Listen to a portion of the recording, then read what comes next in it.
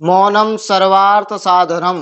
दोस्तों, मौन एक साधन है जो हर लक्ष्य को प्राप्त कर सकता है।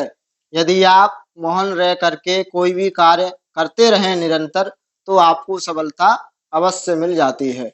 नमस्कार दोस्तों, राधे राधे। पुनः स्वागत है हमारे YouTube channel astrologer Ramakant Tiwari में। आज मैं आप सभी को ऐसे व्यक्ति की कुंडली का अध्ययन लेकर के उपस्थित हुआ हूँ, जो कि उनकी आंखों में काफी टाइम से प्रॉब्लम चल रही है और वह ठीक नहीं हो पा रही है। कई प्रयासों के बाद भी जो है आंखों में प्रॉब्लम बनी हुई है। तो दोस्तों, मैं आप सभी को यही बताना चाहता हूँ कि यदि आपकी कुंडली में भी अगर ऐसा योग बन रहा हो, तो शीघ्रातिशीघ्र या तो उसका उपाय करें या फिर जो है कोई ना कोई निवारण जरूर करें। क्यों? ऐसा यदि कुंडली में योग होगा तो आपकी आंखों में परेशानी अवश्य होगी। दोस्तों, देखते हैं इनकी कुंडली में क्या योग और देखते हैं। देखिए, सर्वप्रथम हम बात करते हैं इनकी डेट ऑफ बर्थ की, जो कि इनकी डेट ऑफ बर्थ है 14 अगस्त 1990। टाइम है इनका 6:10 AM। जन्म स्थान है इनका अलीगढ़। आप भी अपनी फोन में चेक कर सकते हैं। दोस्तों, अब हम इनकी कुंडली पे विश्लेषण करते हैं। तो इनकी लग्न होती है सिंह, जो कि सिंह लग्न वाला व्यक्ति मेहनती होता है काफी। बचपन से ही जो है बहुत ज्यादा मेहनत करने वाला और बहुत ज्यादा जो है अपने पिता को मानने वाला होता है। तो सिंह लग्न की कुंडली का अर्थ यही है कि व्यक्ति बहुत ज्यादा संघर्षशील होता है। जो इनकी जो लग्न है, लग्न का जो स्वामी है सूर्य। अब हम जो है आंखों पर चर्चा कर चल रही है हमारी कि भाई इनका नेत्र रोग इतना क्यों है जो कि ठीक ही नहीं हो पा रहा है। अब हम देखते हैं कि लग्नेश है इनका सूर्य कहाँ बैठा हुआ है, द्वादश भाव में। हमारा ग्रंथ यही बताता है कि यदि लग्न का भाव का स्वामी, लग्न का स्वामी अगर द्वादश भाव में जाता है, द्वादश भाव हमारा किसका होता है? नेत्र का भाव होता है। और सूर्य जब नेत्र वाले भाव में बैठ जाएगा तो क्या होगा? ऐसा होता है कि सूर्य का जो प्रकाश होता है वो बहुत ज्यादा होता है। अगर हमारे नेत्र के बिल्कुल पास ही जब सूर्य आ जाएगा तो क्या होगा? हमें अंधकार ही अंधकार दिखाई देगा। इसलिए दोस्तों, इनको जो है नेत्र रोग जो है हुआ और अभी तक ठीक नहीं हो पा रहा है। कोशिश बहुत ज्यादा चल रही है, लेकिन मैं आप सभी को बताऊंगा कि इनका नेत्र का रोग ठीक अवश्य हो जाएगा। क्यों हो जाएगा? क्योंकि इनकी कुंडली में जो बुध लग्न में बैठा हुआ है, बुध वो क्या करता है? हमारा वाणी का स्वामी है, विद्या का स्वामी है, अर्थात और आयुर्वेद का भी स्वामी है। तो बुध हमारा डॉक्टर वगैरह का भी स्वामी होता है। इसलिए यह निरंतर यदि दवाई खाते रहें तो इनका नेत्र रोग ठीक हो सकता है। अब हम देख सकते हैं कि इनकी कुंडली में हमने नेत्र रोग का फलादेश किया है। अब हम बात करते हैं इनका जो द्वितीय भाव है, द्वितीय भाव का स्वामी होता है बुध, जो कि कहाँ बैठा हुआ है? लग्न में बैठा हुआ है। वाणी भाव का स्वामी लग्न में आ गया, अर्थात जातक जो है वाणी क्रूर नहीं है जातक की, लेकिन जातक सोच समझ करके अवश्य बोलता है।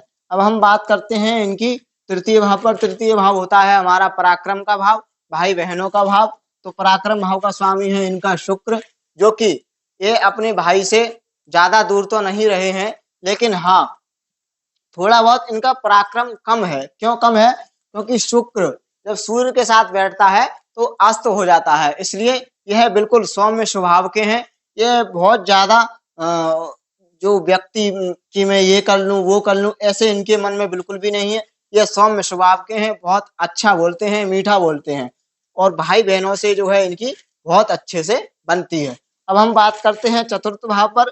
चतुर्थ भाव का स्वामी होता है मंगल, जो कि भाग्य भाव में बैठा हुआ है। अर्थात चतुर्थ भाव हमारा क्या होता है? सुख, संपत्ति, घर, खेत, अचल संपत्ति इत्यादि का जो है भाव होता है। तो अगर यहाँ का स्वामी, चतुर्थ भाव का स्वामी भाग्य भाव में जाएगा तो जातक के पास सारी चीजें अवश्य होंगी, किसी भी चीज की उसके पास कमी नहीं होगी। क्यों नहीं होगी? क्योंकि चतुर्थ भाव का स्वामी मंगल अपनी ही राशि में अच्छा स्वराशि का बैठा हुआ है। तो जातक के पास सभी चीजें उपलब्ध हैं, जातक को किसी भी तरीके से कोई परेशानी नहीं है।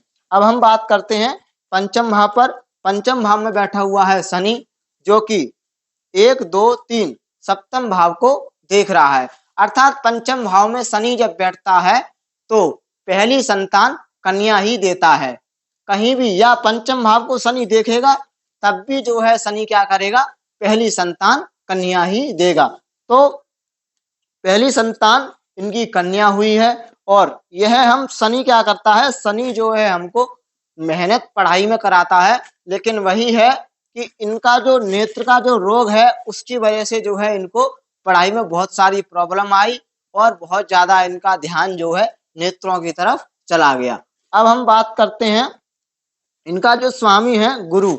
गुरु कहाँ बैठा हुआ है, पंचम भाव का द्वादश भाव में। अर्थात विद्या भाव का स्वामी गुरु और ज्ञान का कारकत्व ग्रह द्वादश भाव में जाएगा तो क्या करेगा, ज्ञान का जो है मोक्ष कर देगा। अर्थात ज्ञान व्यक्ति जो है पढ़ना चाहता है, लेकिन वही सारी चीजें हैं कि नेत्र रोग बहुत ज्यादा दे दिया है सूर्य ने, इसकी वजह से गुरु भी यहाँ पर अस्त हो गए हैं। तो ज्ञान में जो है व्यक्ति वृद्धि तो बहुत ज्यादा करना चाहता है, लेकिन वृद्धि नहीं हो पा रही है।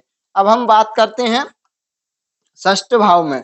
षष्ठ भाव में शनि की राशि में राहु बैठा हुआ है, जो कि रोगी नहीं बनाता है व्यक्ति को ज्यादा।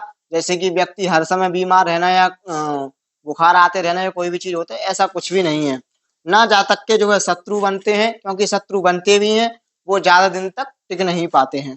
अब हम बात करते हैं सप्तम भाव पर। सप्तम भाव का स्वामी होता है शनि, जो कि पंचम भाव में बैठा हुआ है। पत्नी भी इनकी जो है कैसी है, गुरु की राशि में बैठ करके सौम्य स्वभाव की है। बहुत अच्छा उनका सरल स्वभाव है, बहुत अच्छे तरीके से जो है घर को चलाती हैं और सभी को समझते हैं। तो शनि भी जो है हमारा अपनी ही सप्तम भाव को देख रहा है। अब हम बात करते हैं अष्टम भाव पर। अष्टम भाव का स्वामी होता है बृहस्पति, जो कि द्वादश भाव में गया है। अष्टमे से अगर द्वादश भाव में जाएगा तो व्यक्ति धार्मिक कार्यों में बहुत ज्यादा मन लगाएगा और जो उसकी जो गति होगी वह राम नाम जप करते हुए जो होगी। अब हम बात करते हैं भाग्य भाव में। भाग्य भाव का स्वामी मंगल ही अपनी ही राशि में बैठा हुआ है। मंगल 1 2 3 4 चौथी दृष्टि से जो है द्वादश भाव को देख रहा है। अर्थात भाग्य जातक का अच्छा है, भाग्य के द्वारा ही जातक का सब कुछ ठीक ठाक चल रहा है। अब हम बात करते हैं दसम भाव की। दसम भाव का स्वामी होता है शुक्र।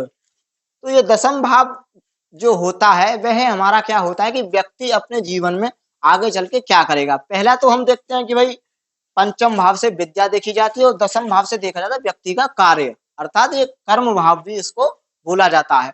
तो यहाँ का स्वामी कौन है, शुक्र। और शुक्र की राशि में कौन बैठा हुआ है, चंद्रमा, वो भी उच्च का।